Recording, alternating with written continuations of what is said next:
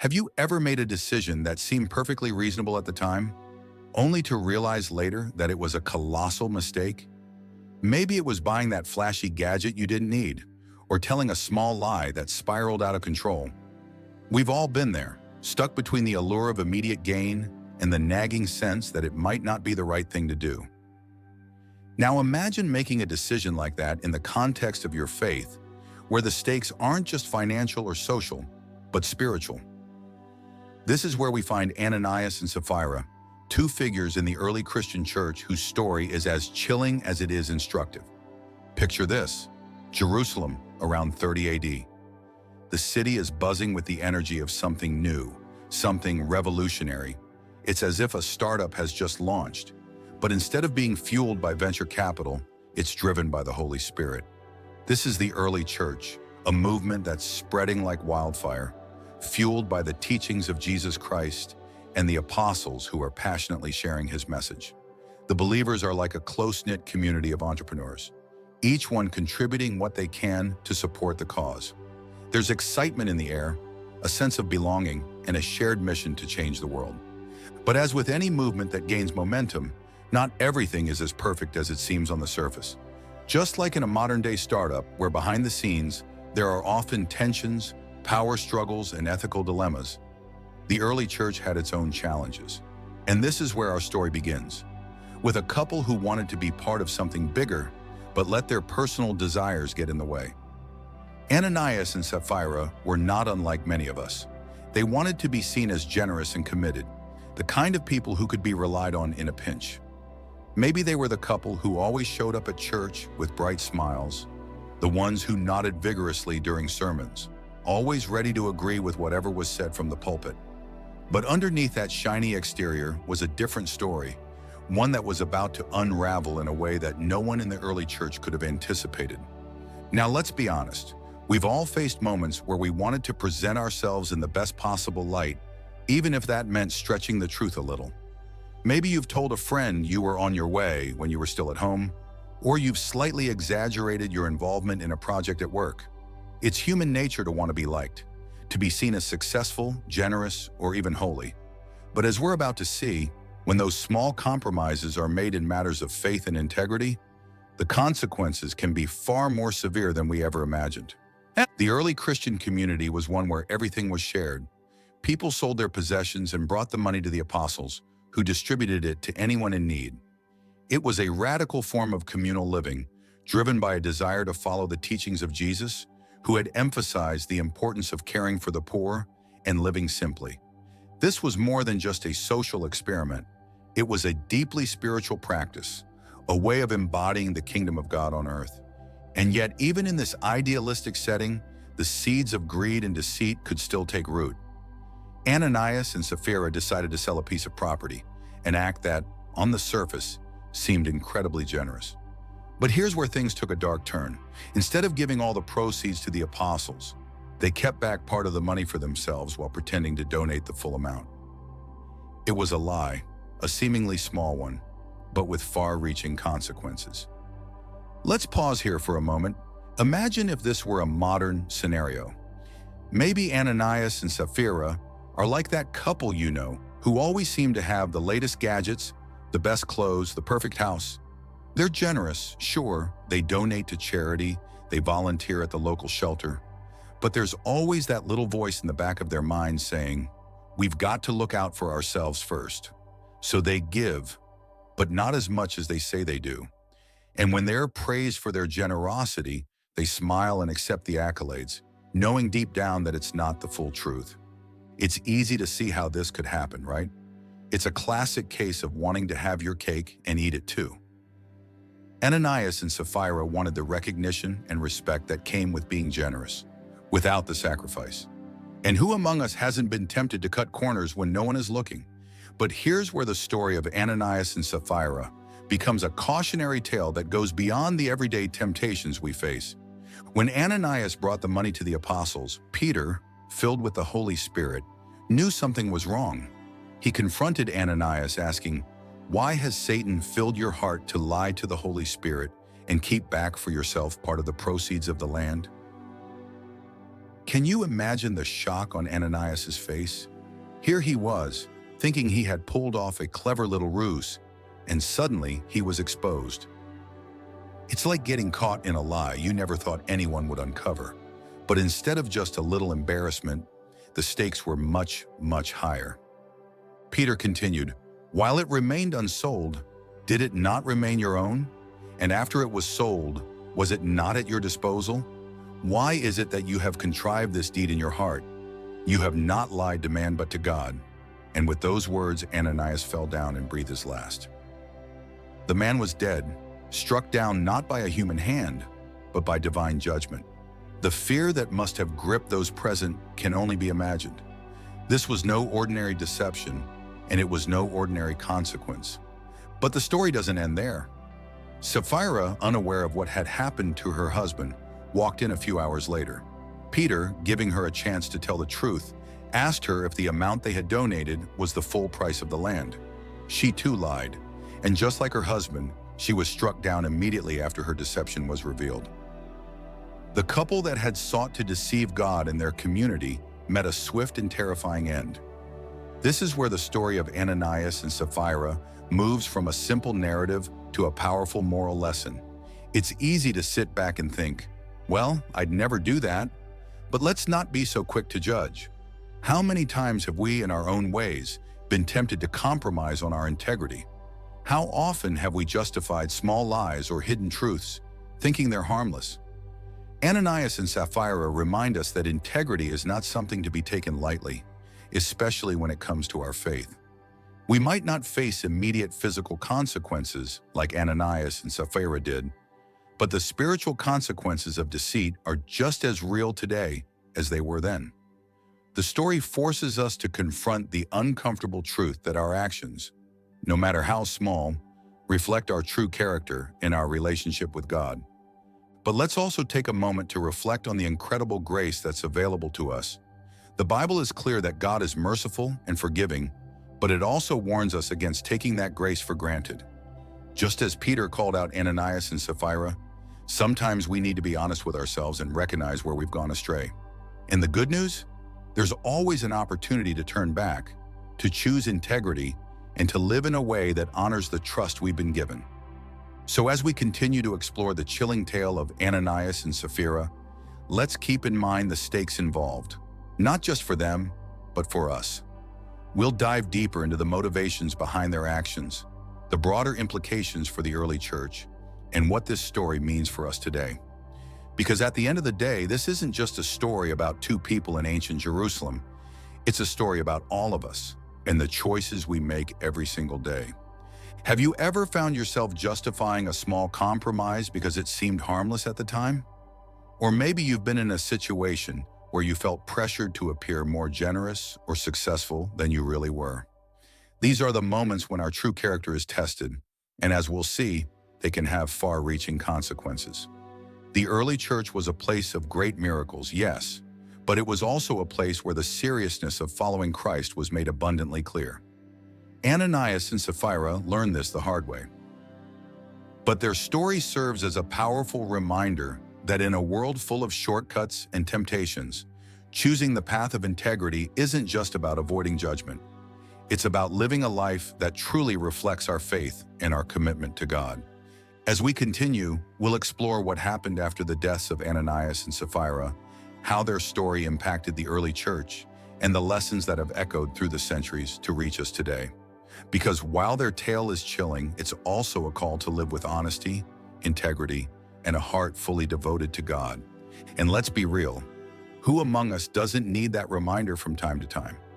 The early church was nothing short of a phenomenon, a grassroots movement that exploded onto the scene like the latest viral trend. Imagine a cause so compelling, so transformative, that people were literally willing to sell everything they owned to support it. It's like the ultimate Kickstarter campaign, where instead of backing the next tech gadget, people were investing in something far more radical, a new way of life. And this wasn't just about money, it was about creating a community where everyone had what they needed, where the rich and the poor, the powerful and the powerless came together as equals. It was, in every sense of the word, revolutionary. The apostles, led by Peter, were like the influencers of their time, except instead of promoting fashion or fitness routines, they were spreading the message of Jesus Christ. They didn't have social media, but they had something even more powerful: word of mouth, fueled by miracles and the undeniable presence of the Holy Spirit. And just like how a viral challenge or a trending hashtag can take over your feed in an instant, the message of Christ was spreading through Jerusalem faster than you could say, "Have you heard the good news?" People were captivated. They saw the apostles healing the sick, raising the dead, and speaking with a boldness that left everyone, believers and skeptics alike, in awe. It was as if the very fabric of society was being rewoven, one miraculous thread at a time. And at the heart of this movement was a radical idea that everyone should share what they had so that no one would go without. Talk about a utopian dream, right? But for these early Christians, it wasn't just a dream, it was their reality. In today's terms, you might compare it to a communal living experiment or one of those modern co-op housing initiatives where everyone chips in to create a sustainable, self-sufficient community. Only this was on a much larger scale. People weren't just sharing a garden or a kitchen, they were sharing their entire lives. Land, money, food, everything was pooled together and redistributed according to need. It was like the ultimate one for all for one scenario, and for a while it worked beautifully. Now let's be honest, it's easy to look at this kind of community and think, wow, that's incredible. But let's not forget that people are still people, no matter how noble the cause. And people, as we all know, can be complicated. They can be generous, yes, but they can also be greedy. They can be honest, but they can also be deceitful. And sometimes the line between the two isn't as clear as we'd like it to be. Enter Ananias and Sapphira.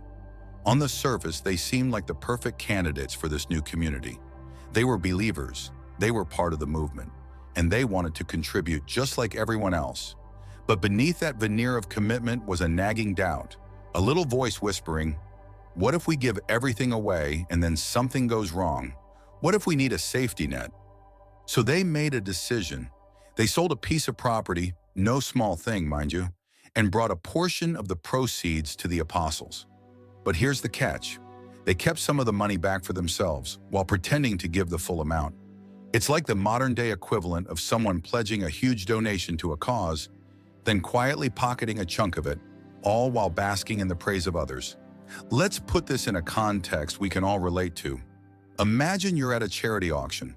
The room is full of people bidding on items, and you decide to make a big splash. You bid on a painting, and when the gavel comes down, everyone applauds your generosity. But instead of writing a check for the full amount, you hand over half the money and pocket the rest. Sure, you've still given a lot, but you've also lied about it. And when people start praising your selflessness, it's hard not to feel a little guilty. That's exactly where Ananias and Sapphira found themselves. They wanted to be part of the community, but they also wanted to protect their own interests. It's a balancing act that many of us are familiar with. After all, who hasn't been tempted to hedge their bets, to keep a little something in reserve just in case? It's human nature to want the best of both worlds, generosity and security, faith and control. But here's the thing. In a community built on transparency and trust, there's no room for half-truths. The early church wasn't just about sharing resources. It was about sharing lives, openly and honestly.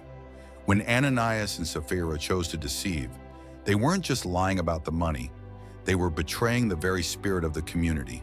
And that, as we've already seen, had consequences that were swift and severe. It's easy to sit back and judge Ananias and Sapphira, to think, I would never do something like that. But let's not be too hasty.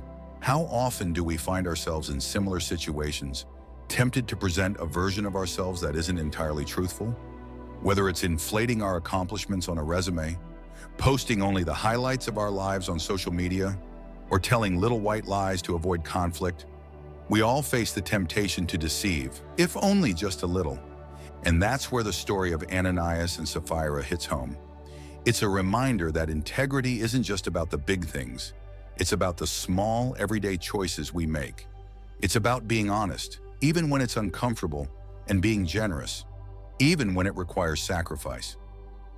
It's about living in a way that reflects our faith, not just in the big moments, but in the quiet, unseen corners of our lives. So as we continue to unpack this story, let's keep in mind that it's not just about two people who made a bad decision. It's about all of us and the choices we face every day. Choices about honesty, generosity, and trust. Choices about how we live out our faith in a world that often encourages us to cut corners and take the easy way out. And let's not forget the context in which this story takes place. The early church was growing rapidly, and with that growth came challenges. Challenges that required everyone to be all in, to give their best, not just for the sake of appearances, but because they believed in the mission. Ananias and Sapphira's decision to hold back wasn't just a personal failing. It was a threat to the very fabric of the community. In the end, their story is a cautionary tale, not just about the dangers of greed, but about the importance of integrity in all aspects of our lives. It's a reminder that when we're part of something bigger than ourselves, our actions have consequences that reach far beyond our own lives. And in a world that often values image over substance, it's a call to live with authenticity and truth. As we move forward, we'll explore the broader implications of this story, both for the early church and for us today. We'll look at how the apostles responded to the challenge of maintaining integrity in a rapidly growing movement. And we'll consider what this story has to teach us about living faithfully in a complex, often confusing world. Because at the end of the day, the story of Ananias and Sapphira isn't just about them, it's about all of us and the choices we make every day. Greed is a sneaky little thing, isn't it? It's like that extra slice of cake you know you shouldn't have, but it just looks so good. And before you know it, you've eaten the whole thing and are left wondering how you got there. It starts off innocent enough. Just a little bit more, just a small stretch of the truth. And then it snowballs into something much bigger than you ever intended. It's funny how that works. We've all been there, standing at the crossroads between what we know is right and what we secretly desire. And more often than not, greed is there whispering in our ear, making the wrong choice seem oh so tempting. Take sales, for example. How many times have you walked into a store during a big sale, fully intending to just look around, only to walk out with bags of stuff you didn't even know you needed? There's something about those red tags and 50% off signs that make even the most level-headed of us lose our minds. Suddenly, you're justifying purchases left and right. I might need this someday, or it's too good a deal to pass up. Next thing you know, you've bought a blender, a pair of shoes, and a decorative vase, and you don't even cook, wear heels, or like ceramics. This is how greed works. It starts with a small, seemingly harmless thought, and then it grows. And it's not just about money or material things. It's about the little ways we justify taking more than we need, whether it's time, attention, or even recognition. And that's exactly what happened with Ananias and Sapphira. What began as a desire to hold on to a little security for themselves turned into a full-blown deception that would cost them everything. Imagine the scene. Ananias and Sapphira are sitting at home, counting the money they got from selling their property. The pile of coins gleams in the flickering light of the lamps, and for a moment, everything feels perfect. They've done something noble. They've sold a piece of land to contribute to the growing church. But then, a thought creeps in. What if they didn't give all the money away? What if they kept just a little, for a rainy day? After all, who's going to know? And just like that, the seed of greed is planted. It's easy to see how they might justify it.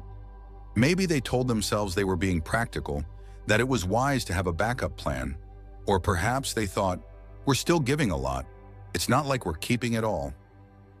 But here's the thing about greed. It never stays small.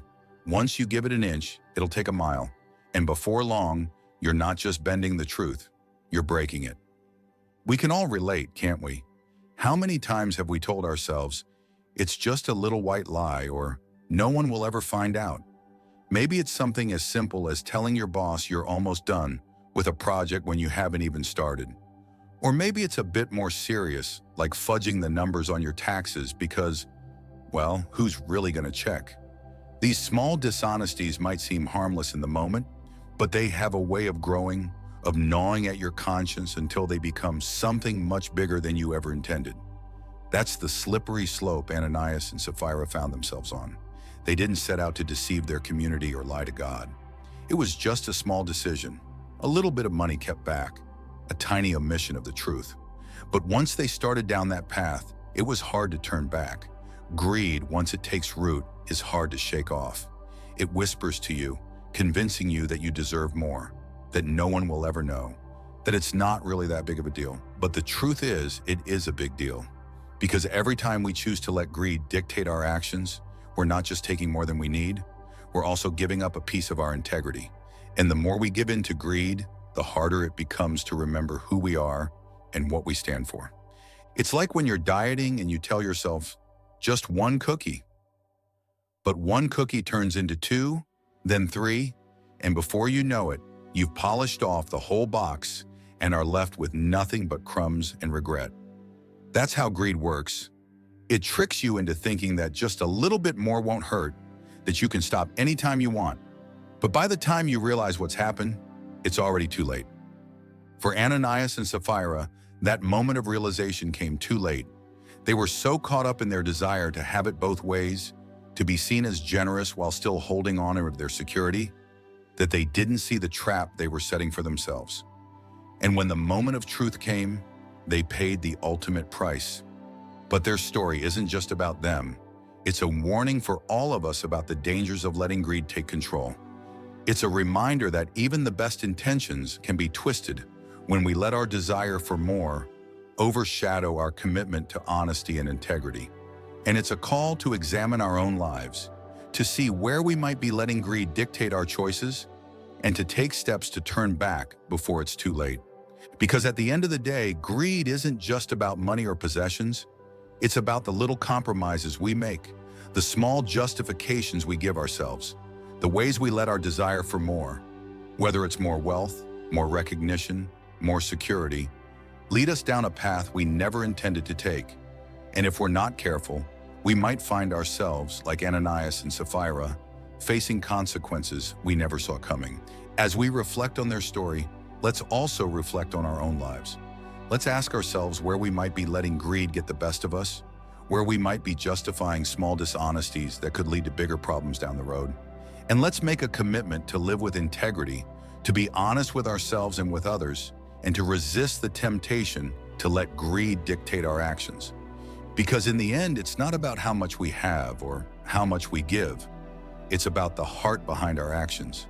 It's about living in a way that's true to our values, that honors our commitments, and that reflects the integrity of our faith. And that, more than anything else, is what will keep us on the right path, no matter how tempting the alternative might seem. Ananias stood before Peter, the weight of his decision hanging in the air like a dark cloud. You could almost hear his heartbeat pounding in his chest, a rhythm that echoed the growing tension in the room. He clutched the money bag a little tighter, the coins inside clinking softly, a sound that might have been comforting if it weren't for the fact that his heart was racing faster than a horse at the Kentucky Derby. As he handed over the money, you could see the beads of sweat forming on his forehead. His smile, though still plastered on his face, didn't quite reach his eyes. He probably told himself it was all going to be fine. After all, he and Sapphira had planned this out. No one would ever know. They'd get to keep a little something extra, and everyone would still think they were the epitome of generosity. What could possibly go wrong? But the thing about lies is, they have a way of unraveling at the worst possible moment. Peter looked at Ananias, and with the discernment that could only come from the Holy Spirit, he asked the question that would shatter the facade. Ananias, why has Satan filled your heart to lie to the Holy Spirit and keep back for yourself part of the proceeds of the land? Imagine the shock that must have hit Ananias like a freight train. This wasn't supposed to happen. How did Peter know? His mind probably raced, searching for some way out, some explanation that could salvage the situation. But there was none. The truth was out, and there was no going back. In that moment, the room must have felt like it was closing in on him, the walls pressing tighter as the enormity of what he'd done began to sink in.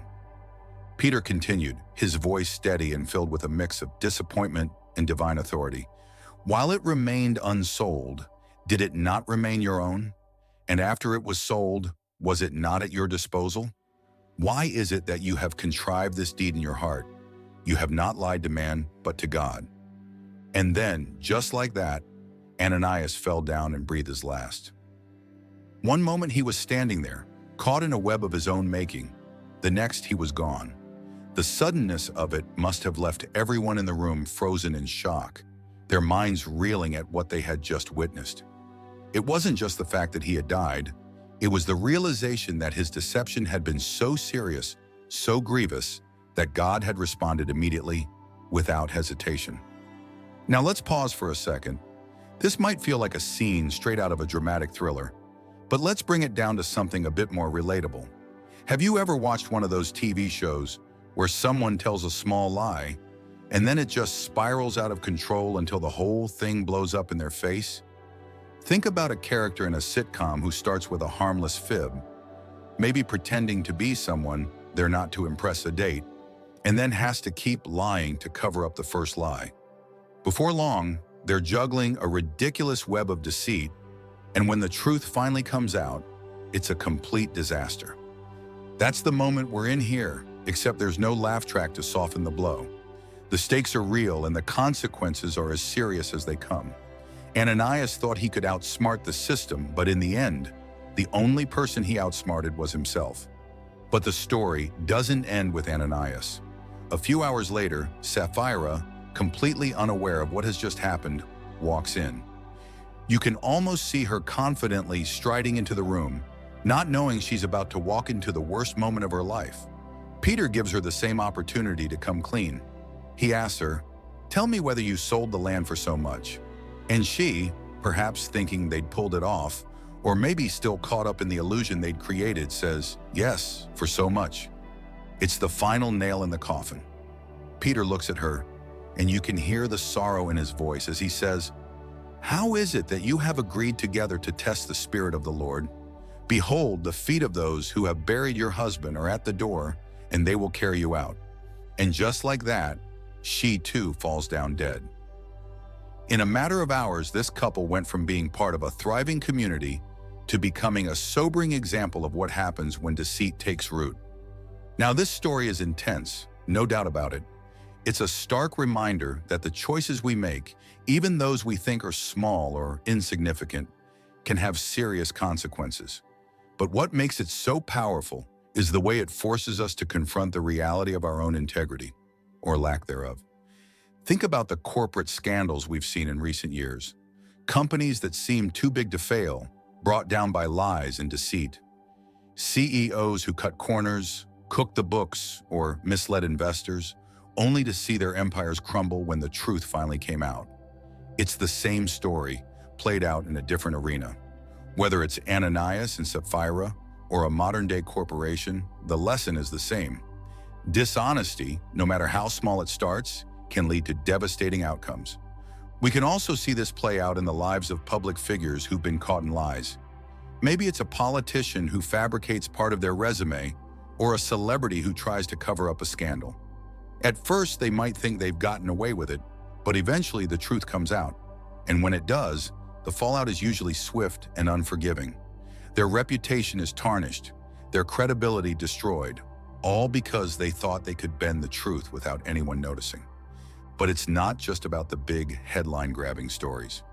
This story hits home for all of us because we all face the temptation to cut corners, to hide the truth, to present ourselves in a way that's not entirely honest. And while we might not face the same dramatic consequences as Ananias and Sapphira, the impact on our lives can still be significant. Every time we choose to deceive, we chip away at the trust others have in us. We compromise our integrity, and over time, those small decisions add up.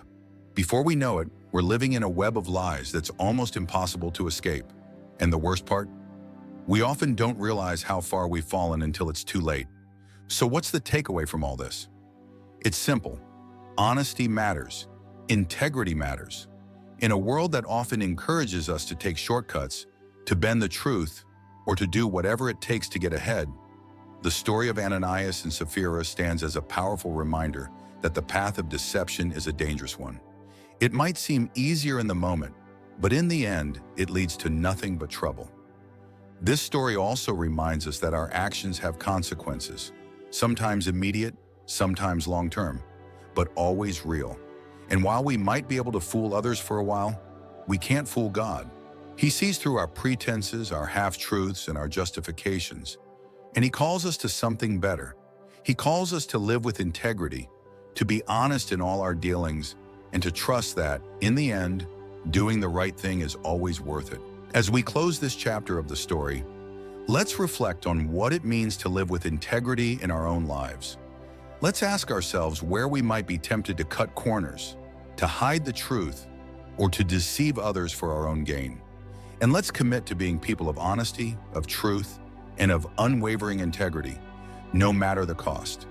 Because in the end, that's what will truly set us apart and lead us to a life that honors God and others.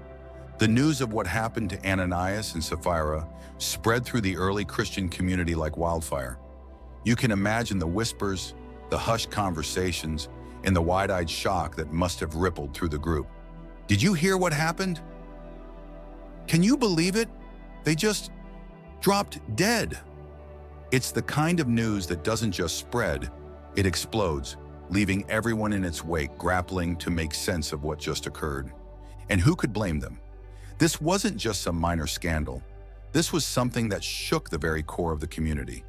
People had come together, bonded by their faith, united in their commitment to living out the teachings of Jesus.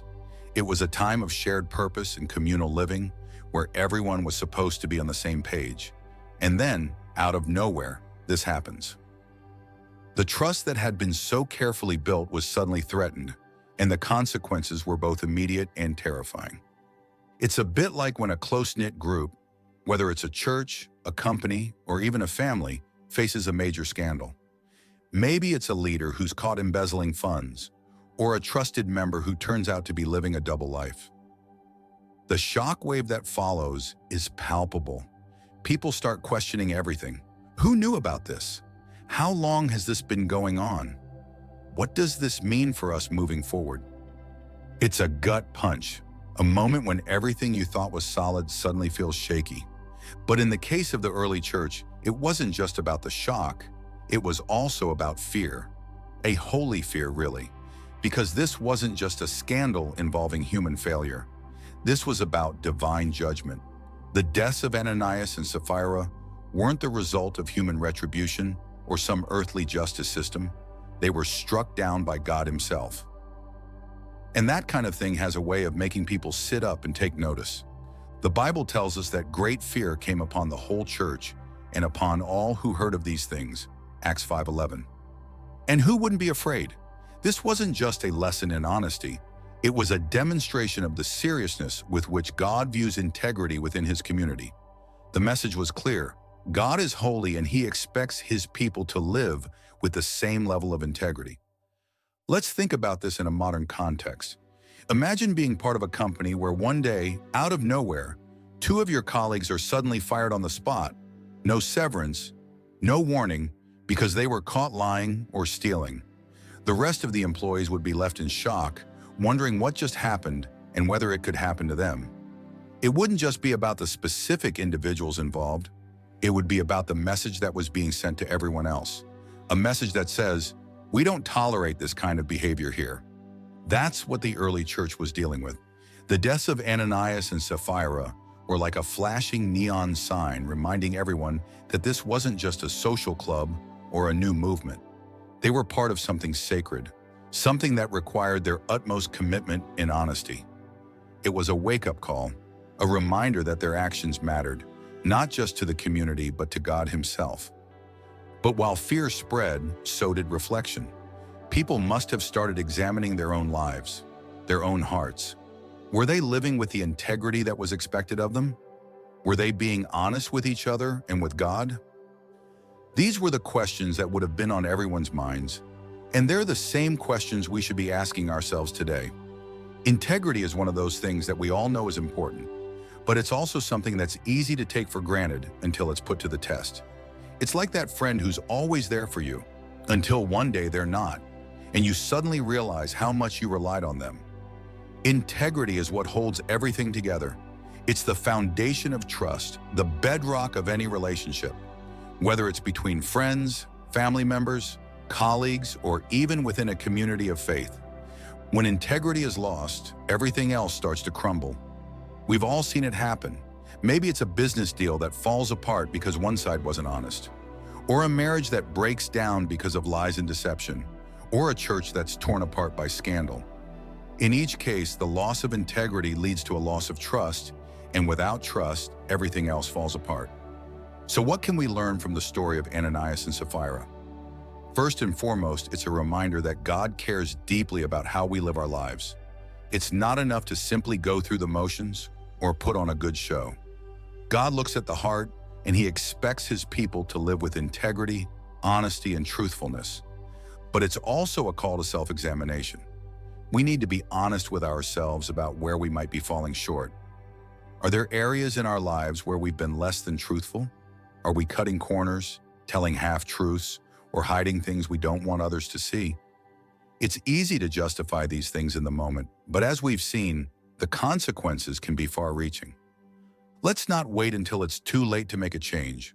The story of Ananias and Sapphira is a stark warning, but it's also an opportunity. It's an opportunity to recommit ourselves to living with integrity, to being honest in all our dealings, and to building relationships that are rooted in trust and truth. And this isn't just about avoiding judgment. It's about living a life that honors God and reflects His character. After all, God is truth, and when we live with integrity, we reflect that truth to the world around us.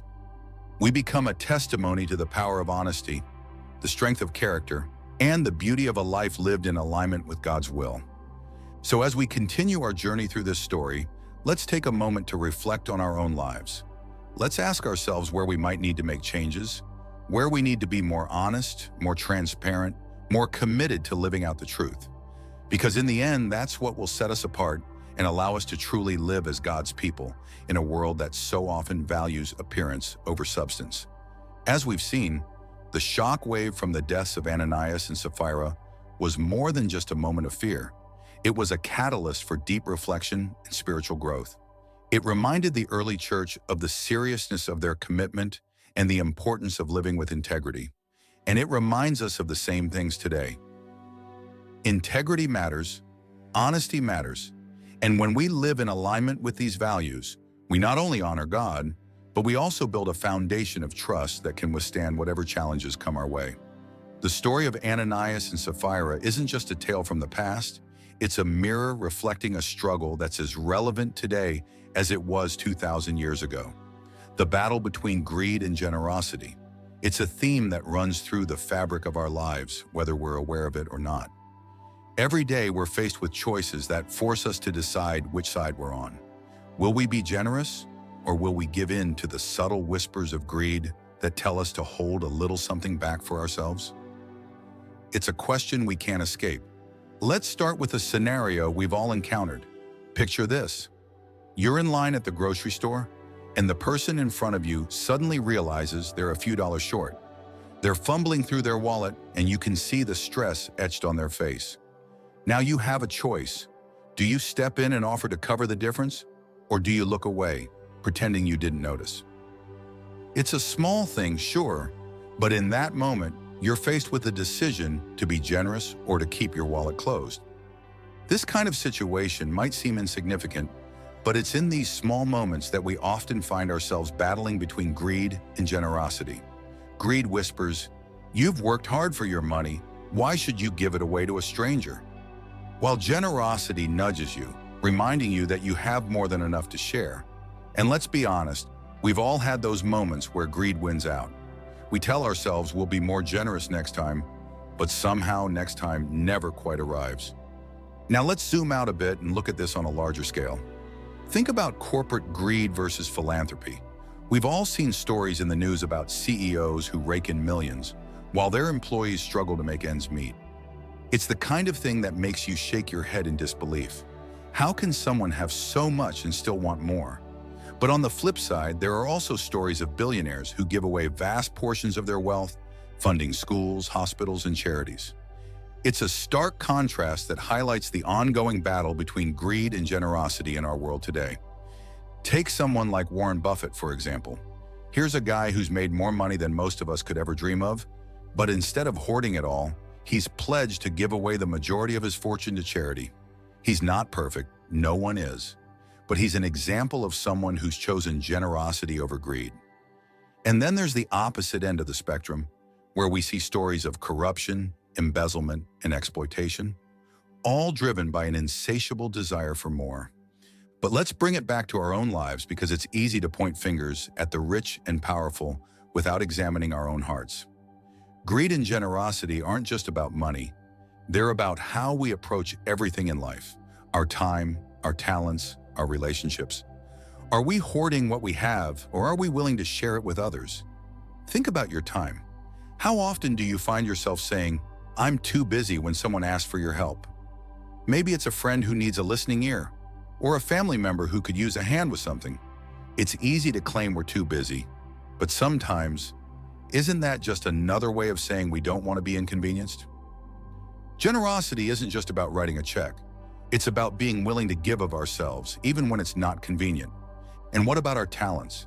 Are we using them to bless others, or are we keeping them to ourselves, afraid that sharing might somehow diminish what we have? Maybe you're a great cook, but instead of inviting people over for a meal, you keep those culinary skills to yourself. Or perhaps you're a gifted musician, but you only play for yourself, never sharing your gift with others.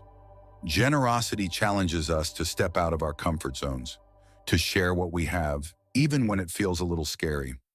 Of course, we can't talk about this without addressing the way greed and generosity play out in the world of social media. Have you ever noticed how often generosity gets turned into a spectacle online? People post videos of themselves giving to the homeless or donating to charity, and while there's nothing wrong with that, it can sometimes feel like the line between genuine generosity and self-promotion is getting a little blurry. It's like we've turned kindness into a competition where the person with the most likes wins. But true generosity isn't about getting noticed. It's about giving without expecting anything in return. It's about those quiet moments when no one is watching, when you choose to do the right thing simply because it's the right thing to do. That's what Ananias and Sapphira missed. They wanted the praise and recognition that came with being generous, but they weren't willing to actually make the sacrifice. They wanted to appear generous without the cost, and in the end, it cost them everything. This brings us to a crucial point. The battle between greed and generosity isn't just an external one, it's internal. It's a battle that takes place in our hearts every day. It's about the choices we make when no one else is watching, the decisions that define our character. Will we be like the rich young ruler who walked away from Jesus because he couldn't part with his wealth? Or will we follow the example of the widow who gave her last 2 coins, trusting that God would provide? In today's world, where we're constantly bombarded with messages telling us to accumulate more, to protect what's ours, to look out for number one, generosity is a radical act. It's countercultural. It says, I have enough, and I'm willing to share it with others. And that's powerful. It's powerful because it not only changes the lives of those we give to, but it also changes us. Generosity has a way of softening our hearts, of opening us up to the needs of others, of reminding us that we are all connected. It breaks down the barriers that greed builds up and creates a sense of community and shared purpose. When we give, we become part of something bigger than ourselves. We step into the flow of God's grace, where there is always enough, and we are reminded that we don't have to hold on so tightly to what we have. So how do we cultivate generosity in our own lives? It starts with small steps. Maybe it's setting aside a little time each week to volunteer, or making a point to reach out to someone who needs encouragement. Perhaps it's being more intentional about how we spend our money, choosing to support causes that make a difference. Or maybe it's simply being more mindful of the people around us, looking for opportunities to bless others with what we've been given. And let's not forget the importance of gratitude. One of the best antidotes to greed is a heart that's full of thankfulness. When we focus on what we have rather than what we lack, it becomes easier to share with others. Gratitude reminds us that everything we have is a gift, and when we view it that way, generosity becomes a natural response. In the end, the story of Ananias and Sapphira isn't just about the dangers of greed. It's a call to embrace a life of generosity. It's a reminder that true wealth isn't found in what we accumulate, but in what we give away. And it's an invitation to live in a way that reflects the generosity of God Himself, who gave everything for us. As we continue to navigate the complexities of life, let's keep this story in mind. Let's be mindful of the choices we make, the battles we face, and the opportunities we have to be generous. And let's choose to live with open hands and open hearts, trusting that when we give, we're not losing anything. We're gaining a life that's rich in meaning, purpose, and connection. Because in the end, that's what it's all about. Living a life that's truly worth living. Integrity. It's one of those words that sounds so good, so noble, so straightforward. But when you really dig into it, you realize it's like trying to balance on a tightrope over a canyon. One wrong move, one tiny slip, and suddenly you're dangling by a thread. It's the kind of thing that's easy to talk about, but sometimes a little trickier to live out in the day-to-day hustle of life. So let's take a moment to reflect on what it really means to walk that tightrope of integrity, not just in the big, dramatic moments, but in the small, seemingly insignificant choices we make every single day. Have you ever caught yourself telling a little white lie and then thinking, well, that doesn't really count, does it? Maybe it was something as innocent as telling a friend you were on your way when you were still in your pajamas, or promising your boss you'd have that report done by the end of the day, knowing full well it would take a miracle to make it happen. We've all been there. These moments of creative truth-telling might seem harmless, but they're like tiny cracks in the foundation of our integrity. Now here's a question for you. How often do we actually stop to consider the impact of those little lies? I mean, really think about it. Sure, nobody got hurt when you stretched the truth to avoid an awkward conversation or to get out of a commitment you regretted making. But what about the long-term effect on your relationships, on your reputation, on how you see yourself? Integrity is like a muscle. The more you use it, the stronger it gets. But when you neglect it, when you let those little lies slide, that muscle starts to weaken. And before you know it, you're not just telling small lies. You're starting to compromise on bigger things too. It's like skipping the gym for a week and then suddenly realizing your fitness level isn't quite what it used to be. The same goes for our moral fitness. If we don't keep it in shape, it starts to slip. But let's not get too heavy too fast. Let's lighten it up with a story most of us can relate to. Have you ever gone to a restaurant, ordered a dish, and when it arrived, it wasn't quite what you expected? Maybe the steak was a little too rare, or the salad was missing the dressing. But instead of saying something, you smiled politely and told the waiter everything was fine, then spent the rest of the meal quietly grumbling to yourself. We do this kind of thing all the time, choosing the path of least resistance instead of being honest about what we really think or feel. It might seem like no big deal. After all, it's just a meal, right? But these small moments of honesty, or lack thereof, are the building blocks of our integrity. If we can't be truthful in the little things, how can we expect to be honest when the stakes are higher? It's like that old saying, how you do anything is how you do everything. If we want to live with integrity, we have to practice it in every area of our lives, no matter how insignificant it might seem. So let's reflect on our own lives for a moment. Where are the areas where we might be compromising our integrity? Is it in how we manage our time?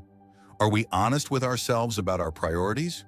Or do we tell ourselves we'll get to it later when we know deep down that later never comes?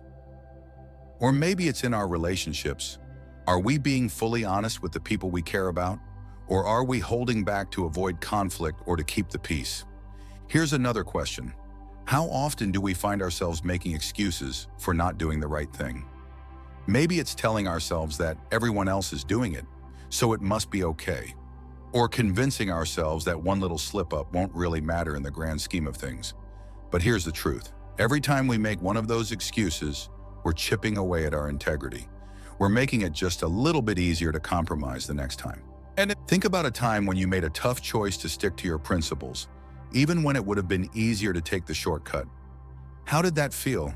There's something incredibly empowering about choosing integrity, even when it costs us something. It's like standing up straighter, knowing you've done the right thing, and that sense of pride and self-respect is worth more than any temporary gain you might have gotten from taking the easy way out. But integrity isn't just about avoiding the negative, like not lying or cheating or cutting corners. It's also about actively choosing to do good, to be truthful, to be transparent, even when it's uncomfortable. It's about showing up as your true self in every situation, not just when it's convenient. And let's be honest, that's not always easy. But it's in those difficult moments that our integrity is truly tested and ultimately strengthened. Let's bring this home with a little interactive reflection. Think about a time when you faced a moral dilemma. Maybe it was at work or in a relationship, or even just a personal decision you had to make. What did you do? Did you choose the path of integrity, or did you take the easier route? How did that decision affect you, and what did you learn from it? Feel free to share your thoughts in the comments, or just take a moment to reflect privately. After all, reflecting on our past choices is one of the best ways to grow and to prepare ourselves for future challenges. And while we're at it, let's set a challenge for ourselves this week. Let's commit to one small act of integrity every day. It doesn't have to be anything dramatic. Maybe it's as simple as being honest with yourself about your limitations, or finally having that difficult conversation you've been avoiding. Whatever it is, make it intentional, and notice how it feels to choose integrity, even in the little things. Because here's the thing, when we live with integrity, we don't just build trust with others, we build trust with ourselves. We become people who are dependable, who others can rely on, and most importantly, who we can rely on. That's the kind of person who can face life's challenges with confidence, knowing that no matter what comes their way, they have the inner strength to stand firm. So let's keep this conversation going. Let's encourage each other, challenge each other, and hold each other accountable as we strive to live lives of integrity. Because in a world that often feels chaotic and uncertain, integrity is our anchor. It's what keeps us grounded, what helps us navigate the storms, and what ultimately leads us to a life that's not just successful, but meaningful. As we wrap up this reflection, remember that integrity is a journey, not a destination. It's something we build and rebuild every day, with every choice we make. So let's choose wisely, let's choose truth, and let's choose integrity. Because when we do, we're not just living for ourselves. We're setting an example for others to follow, and that's a legacy worth leaving behind. So here we are, at the end of our journey with Ananias and Sapphira, a story that's as old as the early church, but as relevant as your morning cup of coffee. We've walked through their tale of greed and deception, felt the weight of their choices, and witnessed the ripple effects of their actions on the community around them. It's been quite the ride, hasn't it? But before we part ways, let's take a moment to reflect on the key lessons we've gleaned from this ancient yet timeless story. First off, if there's one thing we've learned, it's that integrity isn't just a buzzword, it's the real deal. It's not something you can pick up when it's convenient and put down when it's not. It's the bedrock of who we are, the foundation of trust, and the glue that holds our relationships together. When we compromise our integrity, even in the smallest ways, we're not just cheating others, we're cheating ourselves. And let's be honest, no one wants to be that person who has to keep track of all the little lies they've told, just to keep their story straight. And what about greed? Well, if Ananias and Sapphira have taught us anything, it's that greed is a slippery slope. It starts off small, maybe just holding a little something back for a rainy day, but before you know it, you're tangled up in a web of deceit, and there's no easy way out. Greed promises security, but in reality, it only leads to more insecurity. It's like trying to fill a bucket with a hole in the bottom. No matter how much you pour in, it's never enough. True security comes from generosity, from living with open hands and open hearts, knowing that what we give away has the power to bless others and ourselves. But let's not forget the most important takeaway of all. God sees the heart.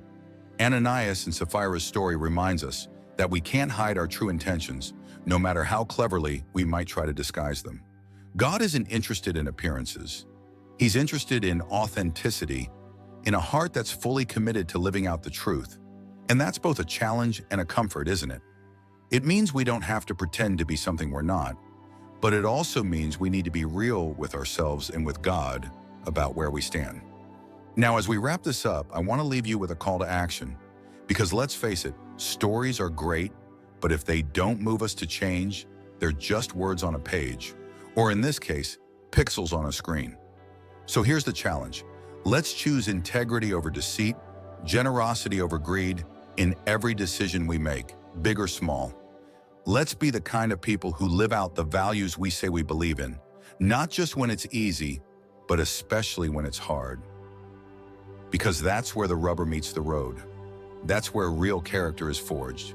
And hey, if you found this journey through Ananias and Sapphira's story meaningful, why not share it with someone else? Hit that like button, subscribe if you haven't already, and don't forget to leave a comment below. Share your thoughts, your reflections, your own stories of integrity and generosity. Let's keep this conversation going, and let's be a community that encourages each other to live with the kind of integrity that honors God and inspires others. So until next time, remember, live with honesty, give with generosity, and trust that when you do, you're building a life that's not just successful, but truly meaningful. And isn't that what it's all about?